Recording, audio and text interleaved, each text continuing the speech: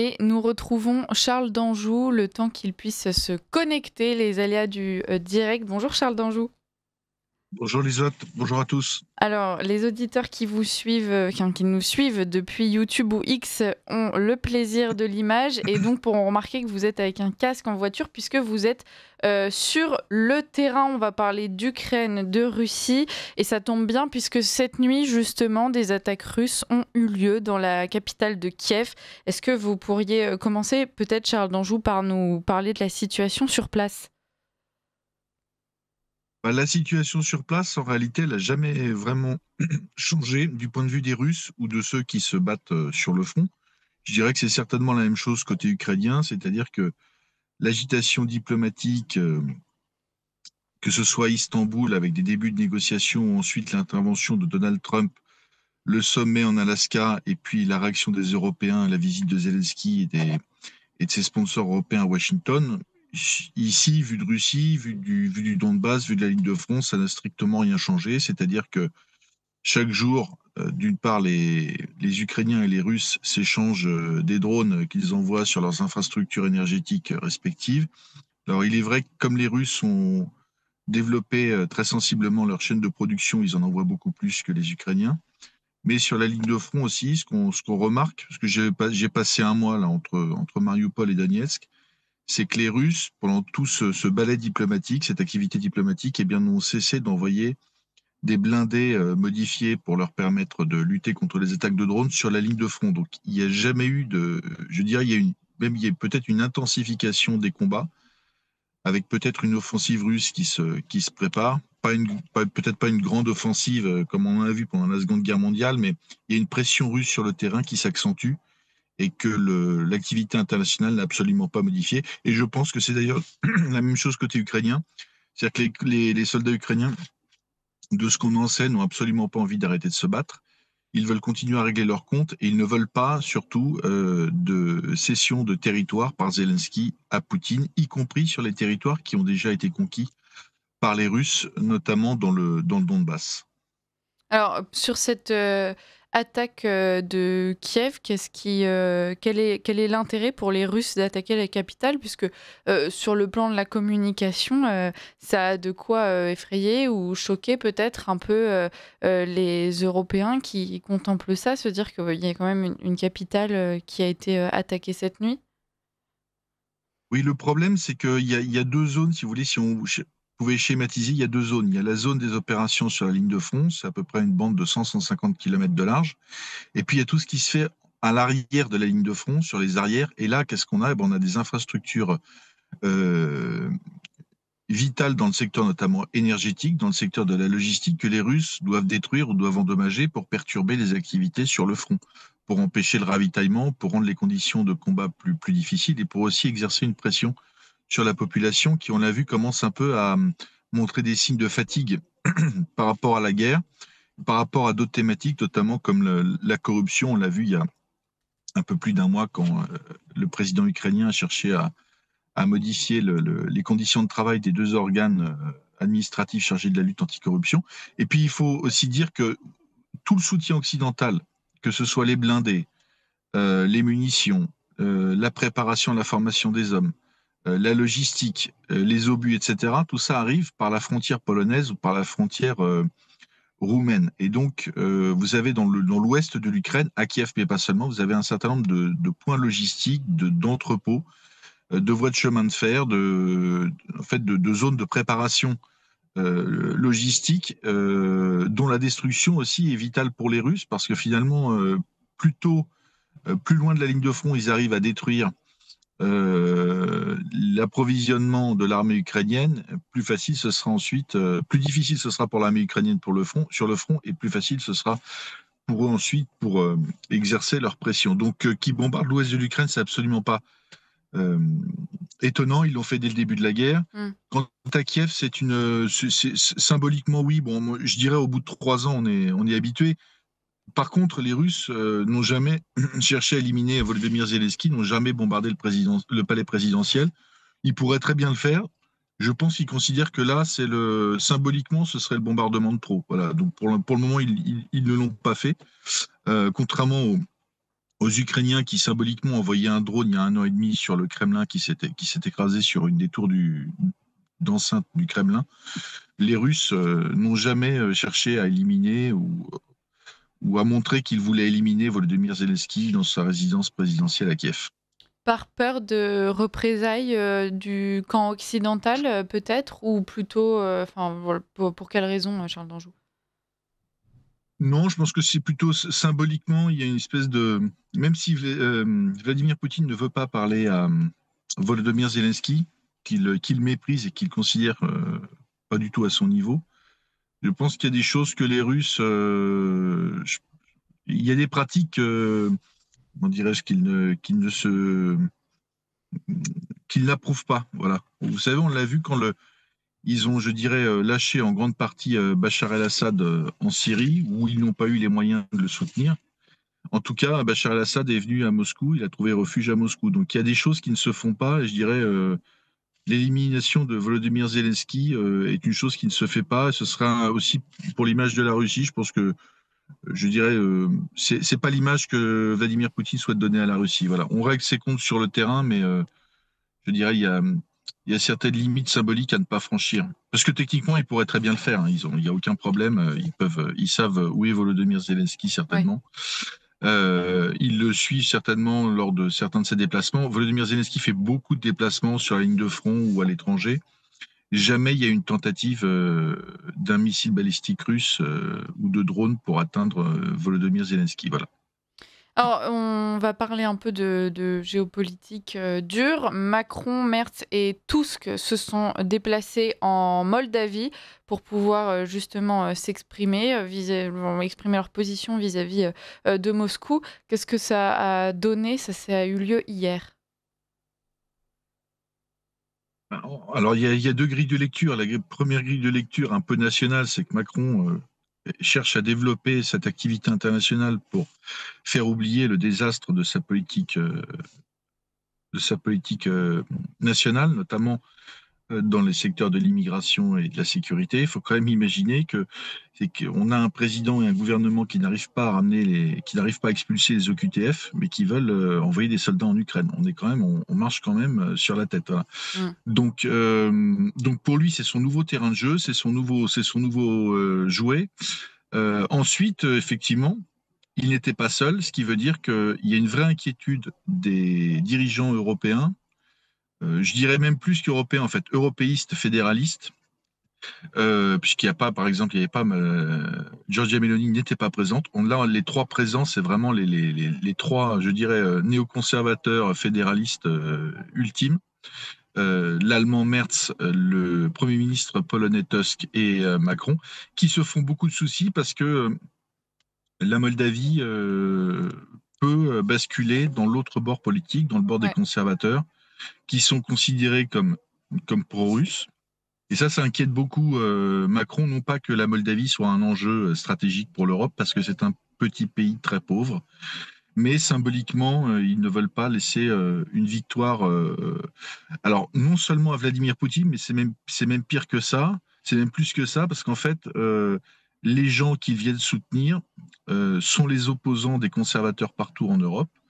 Et on l'a vu d'ailleurs lors de l'élection du président polonais, qui est un Trumpiste, pas du tout pro-russe, et qui a dû faire face aussi à la mobilisation du camp fédéraliste, du camp néoconservateur, parce qu'en fait, c'est bien au-delà de la Russie, c'est ces dirigeants européens qui sont allés à Chisinau et ceux qui n'ont pas pu s'y rendre, mais qui sont toujours dans les arcanes du pouvoir à Bruxelles ou dans leurs capitales respectives, en fait, veulent lutter contre le retour de ce que Emmanuel Macron a appelé l'international réactionnaire, c'est-à-dire en fait les conservateurs. Et là, dans les conservateurs, en fait, il n'y a plus de pro-russes ou de... Il faut bien se rendre compte que la plupart des conservateurs européens aujourd'hui qui ont pris le pouvoir en Europe ou qui sont aux portes du pouvoir sont à 99% tous trumpistes. Voilà. Donc il n'y a pas de... Donc simplement le narratif pour l'opinion occidentale, j'ai vu que Macron disait que le peuple français soutenait la première ministre Maya Sandu moldave pour son combat pour la liberté, etc. Le peuple, c'est une escroquerie. Le peuple français ne sait même pas où se situe la Moldavie sur une carte. Ouais. Donc le président français prend la parole. Il s'arroge le droit de parler au nom de tous les Français, sachant qu'il a perdu les élections et qu'il n'a plus la majorité au Parlement. Enfin, on est dans le grotesque, mais on est au cœur du combat idéologique de ces élites fédéralistes, mondialistes et cosmopolites pour en fait tout faire pour que l'Europe ne bascule pas dans le camp du conservatisme, qu'il soit teinté de Trumpisme ou qu'il soit teinté comment dire, de russophilie, peu importe, les conservateurs ne doivent pas prendre le pouvoir en Europe. Ce combat idéologique, on pourrait penser qu'il a tendance à peser sur le conflit ukrainien, puisque on pourrait avoir tendance avec le temps à se dire que les camps se fédèrent donc au-delà de la cause ukrainienne, mais autour de tendances politiques et idéologiques. Est-ce que vous pensez que c'est justement cette sensibilité conservatrice qui a pu pousser Vladimir Poutine à accepter cette rencontre avec Donald Trump, qui a eu lieu il y a 2 semaines? Alors absolument, c'est quelque chose qui n'est jamais relevé parce que quand on dit ça, on prend un risque, on prend le risque d'avoir tort. Donc beaucoup de commentateurs Je prends le préfèrent risque d'avoir tort. commenter l'actualité qui vient de se passer. Je suis persuadé, comme vous l'avez dit, qu'il y a il y a un deal en fait entre les Russes et les Américains parce qu'en fait, ils parlent le même langage. Ce sont l'équipe Trump et l'équipe Poutine, en fait, ont la même colonne vertébrale anthropologique, humaine, philosophique. Et surtout, ils ont bien compris que leurs adversaires étaient au sein du camp occidental, au sein du monde blanc, on peut dire, en fait, les fédéralistes, les mondialistes. Et bon, Trump a réglé son compte aux démocrates pour 4 ans, donc de ce côté-là, il est plutôt tranquille bien qu'ils mettent une chasse impitoyable au wokisme aux États-Unis. Mais aujourd'hui, le cœur de du monde libéral, libertaire, cosmopolite, c'est l'Europe. Et je suis persuadé que, ayant eu maille à partir avec cette bande, Poutine et Trump se sont mis d'accord sur un agenda pour en fait leur rendre leur monnaie de leur pièce et leur tordre le bras sur les questions, sur les grandes questions internationales. Ce qui veut dire qu'il n'y a pas seulement effectivement la question de la guerre en Ukraine, il y a tout ce qui a été discuté entre les équipes des deux présidents respectifs et sur lesquels ils n'ont pas communiqué. On sait qu'il y a un deal en préparation sur la question de l'Arctique, ce qui est déjà énorme parce que si les Russes et les Américains s'accordent sur l'Arctique, c'est le deal, comment dire, c'est plus juste que les deux pays se reparlent, c'est qu'il y a des intérêts stratégiques communs, une forme d'alliance, ce qui est ce qui ne s'est jamais vu dans l'histoire, au moins contemporaine, voire récente. Une proximité telle entre les États-Unis et la Russie, ça ne s'est jamais vu. Voilà. Et là, en pleine guerre en Ukraine, avec aussi, il faut bien comprendre la grille de lecture, parce que Poutine est perçu comme un assassin, un dictateur, etc. Bon, ça on connaît. Mais Trump est perçu par un crétin, par les Occidentaux, par les médias mainstream. En réalité, sa technique de négociation qui est chaotique et qui paraît contradictoire, en réalité, c'est une méthode qui existe dans les affaires pour mettre la pression sur un ou plusieurs interlocuteurs pour les déstabiliser. C'est-à-dire que c'est la carotte et le bâton. On dit A aujourd'hui, on dit B le surlendemain, on revient à A 4 jours après. En fait, c'est une technique de manipulation psychologique qui est très connue dans les affaires. Et ce qui paraît erratique, chaotique et parfois incohérent, quand on quand on suit la tendance sur les 6 derniers mois, on voit bien le rapprochement stratégique des deux grands pays et la mise sous pression et l'isolement idéologique chaque jour plus important des pays européens, à l'exception de quelques pays quand même qui ont une lecture beaucoup plus intelligente, beaucoup plus fine, beaucoup plus pragmatique et moins idéologique que celle d'Emmanuel Macron par exemple, et c'est celle de l'Italie. L'Italie refuse d'envoyer des soldats, a décliné la proposition et l'a fait savoir publiquement via Matteo Salvini, le vice-président italien, qui a dit, vous savez, Macron n'a qu'à y aller lui-même sur le terrain, dans les tranchées. En réalité, c'était pour humilier Macron. C'était pour expliquer que la solution portée par Macron et par les Européens d'envoyer des troupes en Ukraine ne faisait pas l'unanimité et un petit peu le ridiculiser. Eh bien, Giorgia Meloni, c'est pareil. Giorgia Meloni est extrêmement proche de Donald Trump, mais elle ne franchit pas certaines limites parce qu'elle a bien compris que l'agenda américain correspondait à l'agenda russe et qu'en fait, ces deux mastodontes, ces deux bulldozers étaient en train d'avancer. Donc, elle s'est mise dans leur sillage. Voilà. Ce que visiblement n'a pas encore compris, n'ont pas encore compris un certain nombre de leaders européens qui pensent qu'en fait, on peut manipuler Donald Trump sous le coup de l'émotion. Voilà, quelque chose qui m'a beaucoup frappé, c'est sur les plateaux de télévision, on a expliqué que le président finlandais qui s'était rendu à Washington jouait au golf et donc il était proche de Trump, etc. Tout ça, c'est de la flûte. Tout ça, c'est de la flûte, ça ne compte pas. Penser que Donald Trump peut-être retourné, peut-être séduit, dragué par un club de golf. Je veux dire, c'est le niveau zéro c'est Oui, le niveau zéro de l'intelligence diplomatique. Hein. effectivement. Alors, on parle donc des menaces lunaires d'Emmanuel Macron d'envoyer des troupes en Ukraine, des troupes françaises. Donald Trump, lui, malgré en tout cas l'ouverture à la discussion avec la Russie, reste quand même assez ferme. Il a menacé Moscou de sanctions économiques si jamais les discussions ne pouvaient pas aboutir à un cessez-le-feu. Qu'est-ce que vous pensez de ça, Charles d'Anjou? Est-ce que c'est une menace que la Russie prend au sérieux? Moi, je pense que c'est de l'élément de langage. En fait, il y a un rapport de force entre le Trump, Poutine et de l'autre côté les Européens. Et Trump, je dirais, est obligé de maintenir parfois les formes, les usages, euh, et, euh, et sort comme ça souvent des éléments de langage pour montrer qu'il met la pression sur la Russie.